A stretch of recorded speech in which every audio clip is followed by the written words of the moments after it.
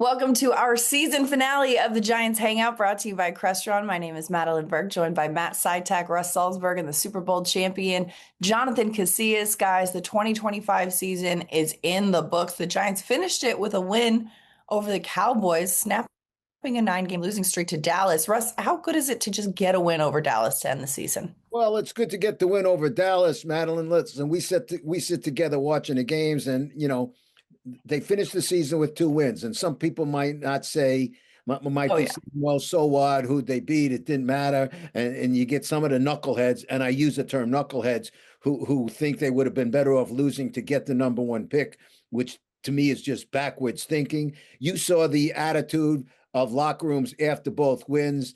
It was almost euphoric. I mean, they got the monkey off their back. They were ready to roll. It gives them something to be positive going into next season. And as you say, you beat the Dallas Cowboys. I don't care if it's playing pinochle or tiddlywinks. You beat the Cowboys, and if you're a Giants fan, you're happy. So it was a good win and good way to end the season.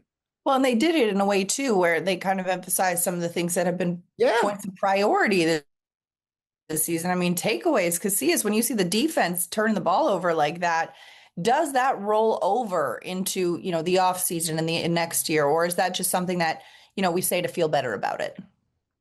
Yeah, I don't know how much it rolls over. It's a long time before the Giants are playing like an actual football game on the schedule again.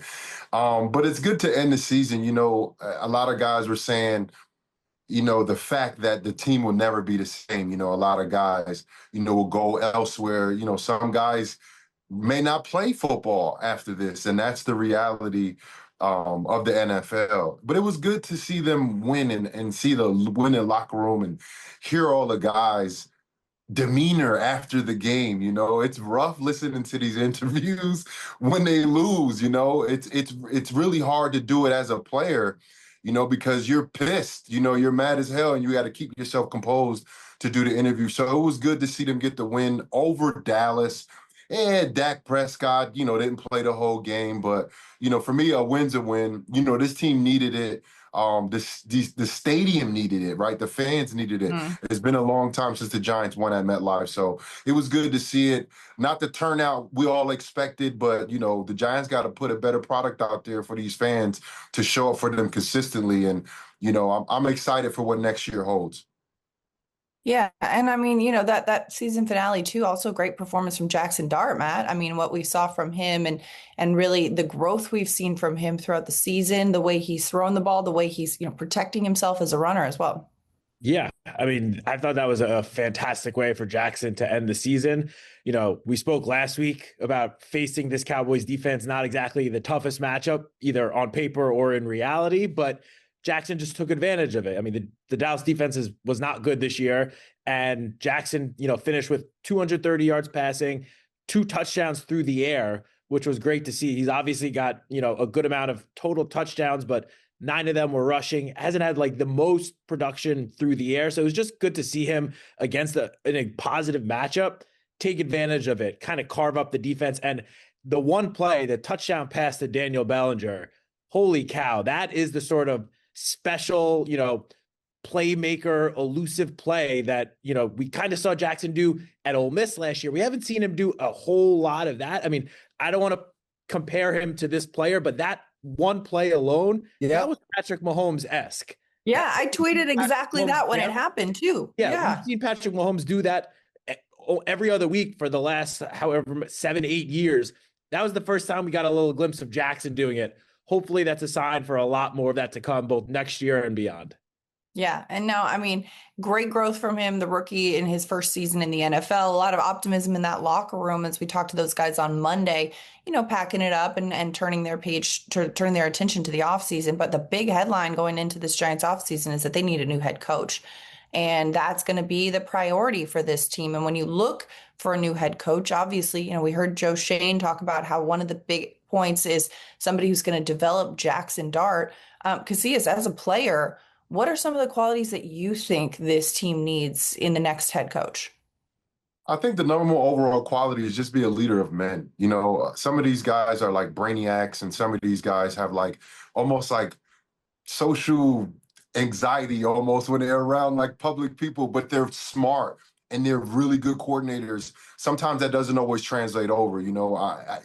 For me, it doesn't matter if you're offense or defense, because you're going to put other people around Jackson. You're going to put other people around Abdul Carter, the two young rookies that had, I think, pretty good rookie seasons. But you need a leader of men. I think you saw the transition from Shane Bowen to Charlie Bullen. And I think he got a little more out of the guys. The guys played a little bit more for him, and you can hear how they talk about the coaches after the coaching change. And I hate to say it, but that was kind of solved a couple of things for the Giants. And I talked to Tiki at the game, and I'm like, did they look different? And they're like, yeah, the Cowboys and then the Raiders, but it's like, but they look different. They feel different. They're playing faster. They're playing harder. Guys are running to the ball a little bit more. I can see that on film without the volume on the TV. I don't have to hear the announcers to see what they've been doing. So I love the way they finished this season. They need a coach to come in to get the most out of this roster because, guys, this roster has talent. You talk about a top-tier wide receiver, a really, really good young running back, a stable of really good young running backs and an older Singletary veteran guy, right? Talented tight ends defensively, one of the best pass rushers of the league. We have a Dex. I think other things that they can add on to, which I'm sure we're going to talk about, but the Giants have a good foundation to build off of and have success. Yeah. And I mean, and they've got a lot of great pieces in place, but there are also some players that are going into free agency that, do you retain them? Do you look at the free agent market? Matt, what's your priority when you look at free agency for this team? Well, yeah, I think the first and foremost, you got to figure out which guys, as you just mentioned, that are about to be free agents that you want to bring back. Because there are a couple of notable players, Wan'Dale Robinson coming off his first 1,000-yard season is about to be a free agent. Jermaine Illuminor, who's coming off a 2-year stretch where he just brought stability at right tackle, which the Giants have been lacking for God knows how long. And Cordell Flott, he really stepped up, with Paulson Adebo getting hurt and, struggling at times this season. Cordell Flott really stepped up as the number one cornerback. So first and foremost, you got to figure out which, if any of those three players you want to bring back. And then whichever one or multiple ones that you don't bring back, those positions immediately become, the top priorities for the Giants, whether it's through free agency or through the draft. But, the right side of the offensive line, Jermaine Illuminor and Greg Van Roten are both set to be free agents. Greg Van Roten's been like the Iron Man for the offensive line these last 2 seasons. If Wan'Dale doesn't come back, then a receiver opposite Malik Neighbors is a top priority. And if Cordell Flott doesn't come back, then finding someone to play opposite Paulson Adebo is a top priority. So first, figure out which of those guys you want to bring back, if any, and then you kind of have somewhat of a blueprint of how you can attack free agency after that. Can I just interject something there? Matt's right. It's not just who you want to bring back. You could want to bring, for example, you mentioned Wan'Dale and Illuminor and Flott. You want to bring them all back, but at what price? Now we're getting into the business of football. I love Wan'Dale. I mean, I think we all love Wan'Dale. Kudos to the kid. He gained over 1,000 yards receiving. But let's be frank. I'm just talking from a business standpoint of view. The reason he gained 1,000 yards receiving was because Malik Neighbors wasn't there. He's not likely to have another 1,000 yards season if he's there. Now, if somebody wants to break the bank to get Wan'Dale Robinson, then Joe Shane we get into the numbers again. Well, how much is too much? That becomes the tricky part. We certainly want those guys back. I want Illuminor back for sure. But if somebody's going to break a bank, that's when it becomes tricky. Yeah. And especially too, you got to look at free agency. You look at the draft. The Giants hold the number 5 overall pick in the 2026 NFL draft. So a lot of changes to be made to the roster, but they do have a solid young core in place as they build towards the future. But, building towards the future, we got to take a look at the past. There's a lot of trivia around this team. So Russ, what is your season finale for What Do You Know, Whaddayasay? Well, unfortunately, we don't have an opponent for this coming week. So we came up with this. What do you know? What do you say? I want you lovely people to name me the top 5 rushing leaders for the Giants in 2025. And for extra credit, do it in order. Give me the top 5 rushing leaders for 2025. Tyrone Tracy, Bingo. Tracy. Yep. Dart. Jackson Dart, That's 2. Scatterboo. He's number 4. Oh, Singletary. Okay. Yep. Scatterboo. Yep. 5.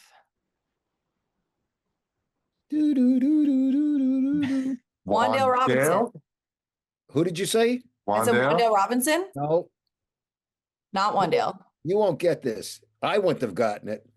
Wait. Darius Slayton. No, Gunnar Olszewski. no. Russell Wilson. I was just about to guess. Yeah, that. just about. Well, woulda, shoulda, coulda, you didn't. So,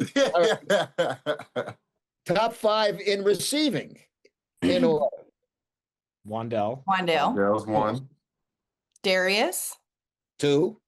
Theo Johnson. Very good. Tracy. Very good. Ooh, Tracy, number 4. Tyrone Tracy. Daniel Bellinger. Excellent. Oh, Nice good job. man. Excellent. That I Let's didn't know if we would get Bellinger. Very, very good. Okay. All right.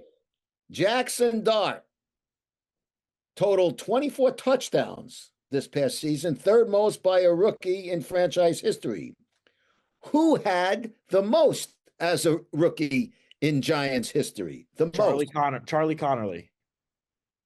Give me the year, wise guy. That fact has been used on Giants.com a lot the last couple of weeks. So I knew that one. By the way, Matt, as everybody has alluded to, you're retired today. The only thing you're missing is earmuffs. You look cold in there.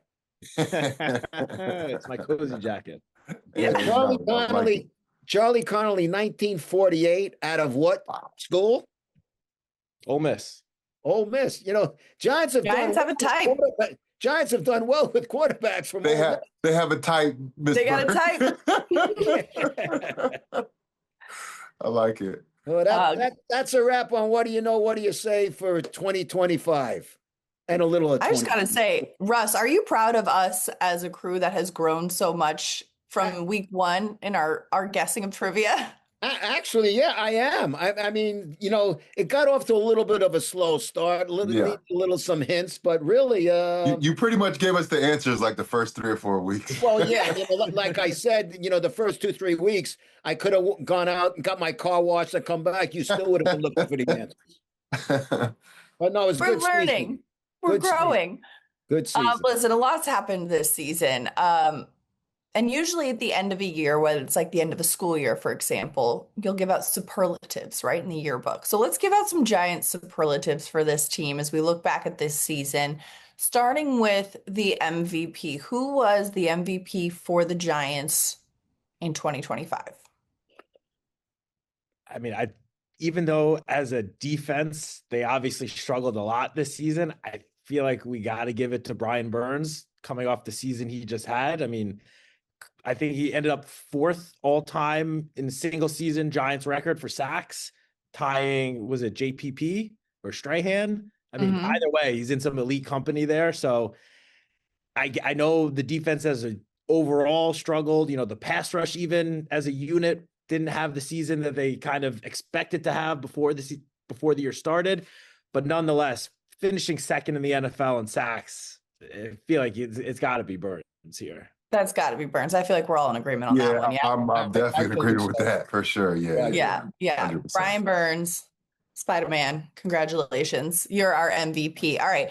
Most improved player of the year. Ooh, I'm going to throw a name in the ring for Wandale Robinson. I like it. I like it a lot. Yeah. I was torn between Wandale and Dane Belton. Dane had a career year over 100 tackles. He got the ball in his hands like we've seen from him in the past. And I think he was a vital player for the defense, especially with the guys going down. And also that special teams unit, man, I'm telling you, watching film on him, he's very good as a cover guy, especially as the personal protector on punt. He's really phenomenal at that. So I think he's a guy that I think improved from, was this his 3rd year now? Is this Dane Belton's 3rd year? From his 2nd year to his 3rd year. Yep. You know what? I wasn't thinking about him, but that's a really good pick. Wandell, I think we all knew what Wandell could do. Yeah. Listen, the first few years of his career, he was hampered by injuries as well.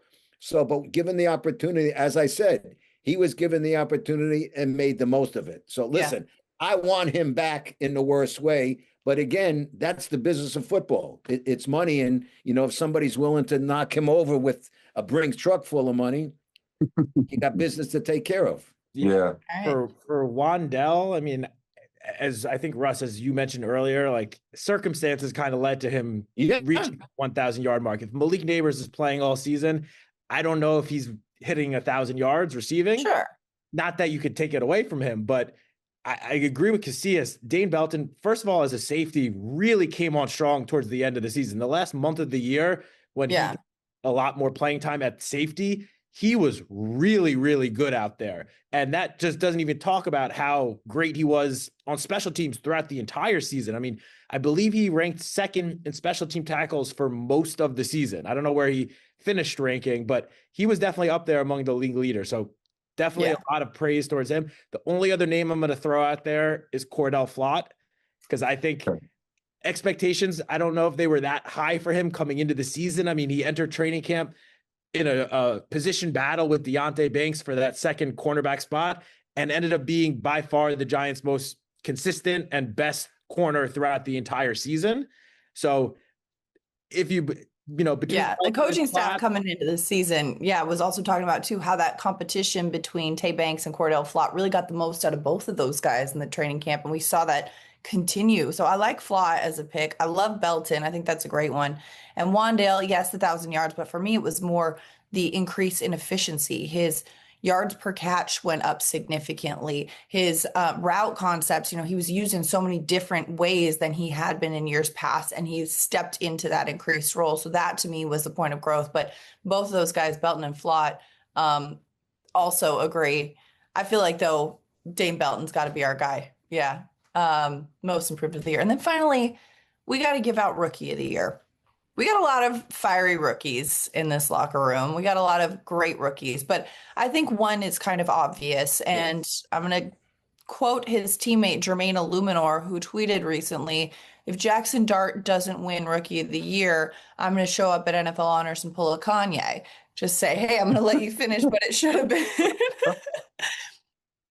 That's a teammate right there. I mean, is Jackson Dart our rookie of the year? Well, to me, he's not just rookie of the year, but when we were talking about MVP, and I totally agree. Yeah.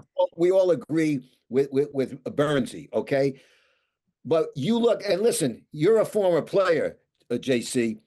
You look at a rookie coming in, I don't care, but also a rookie quarterback. He comes in, and Madeline, you've been in the locker room. Same with you, Matt. We see these guys.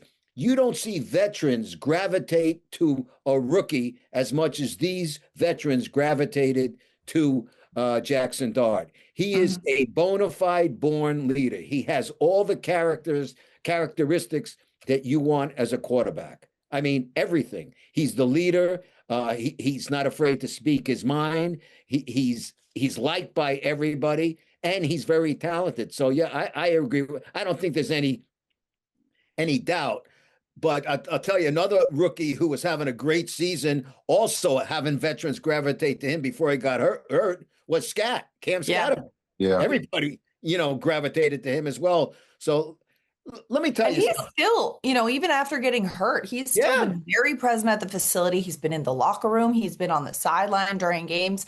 He doesn't want to be removed from that and is still such an integral part of this team. And like you mentioned, Russ, it's surprising to see a guy who's a rookie who's already created such a presence for himself. He only played a handful of games before getting hurt, but has become a staple in this locker room. Sure has. Yeah, I mean, if he had not gotten hurt, I feel like we would be having an actual debate between him and Jackson. As great of a season as Jackson had, Scatterman, I mean, the way that he started the first 7 weeks of the season, and he didn't really get much playing time the first couple of games. So that 1 month leading into the injury, he was electric, both on and off the field. I mean, he and Jackson together, that was the reason, the fan base sort of felt revitalized, and gave so much hope. Yeah, you're right. Stretch of the season. So if he had stayed healthy, I think, he would be in this conversation, even with him not playing for the last however many months. Pro Football Focus, take it for what you will, but they still have him, I think, as the third best rookie of the entire season, despite the fact that he hasn't played for 7. So he definitely, would have been, I think he would have potentially been an offensive rookie of the year around the league conversation if he had actually stayed healthy the whole year. And while he doesn't deserve this honor, above Jackson Dart, I just wanted to throw some praise towards Abdul Carter, especially how he finished the season. If he had played the whole season like he played the last month, I think he'd be right up there. I think he might be a runaway, because I'm telling you, that kid is special, Abdul Carter. Yeah, but he doesn't get it this year. I think by far it's Jackson Dart. But let me just, because we talked about Jackson, I feel like enough. I love Jackson Dart. I love watching him play the game of football. Like, he's phenomenal. But with Cam Scatterable going down, we were robbed of moments, guys. Remember the first time he touched the ball this year? Yeah. When he ran over a commander defender, threw Louisville out of bounds. I was like, it was a 2-yard gain, guys. He won angry runs with a total of 6 total rushing yards that week because of the way he runs. Yeah. So some moments we were robbed of this year without Cam Scatterable. So I can't wait. The Saints edge rusher over there. I mean, just phenomenal talent. But the moments that we're gonna get in the future with those 3 phenomenal going into their second year players, I'm looking forward to it, man. And Jackson Dart, I believe he's a stud. And whoever started talking all that nonsense that the Giants would consider moving him, for real, guys. That was more in no universe. Stupid, asinine. It made no sense whatsoever. No sense whatsoever. That was people just trying to get some clicks. That's it, right? That's all it was. Yeah. And you know what? Let me just throw in something else while I'm enthused about moving forward with this team. You have Jackson Dart. We mentioned Scatterbo. We always hear talks about, well, this draft pick didn't work out. This guy did work.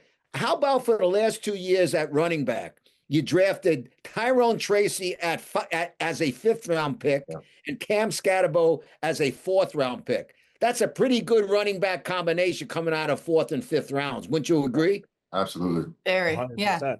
Yeah. All right. Before we wrap it up, what was the best play of the season? Most memorable Giants play this season? First one that comes to mind, one that stands out. Who's going first? I think we're all going to agree on this. Now, mind you, the one that got brought up earlier, as Matt brought up, the shuffle this past Sunday from the backhand Mahomes-esque shuffle touchdown to Bellinger. But Jackson was pretty good. But, hey, you got to go.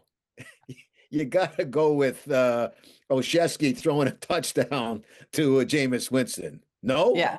That's got to be the fact that Jameis threw a stiff arm on that play, too, is incredible. And I will say, though, because Sunday, Gunnar also attempted another pass, and I talked to him afterward. He was a little bit disappointed. He's like, man, before that, I had a 158.3 passer rating. Now I ruined it. On that Jameis play, though, he stiff-armed Derek Barnes, who is a legitimately very good player, and he stiff-armed him, pranced into the end zone. That was pretty cool. The celebration that came after, I mean, all of it, that was easily, at least personally, my favorite and most memorable play of the season.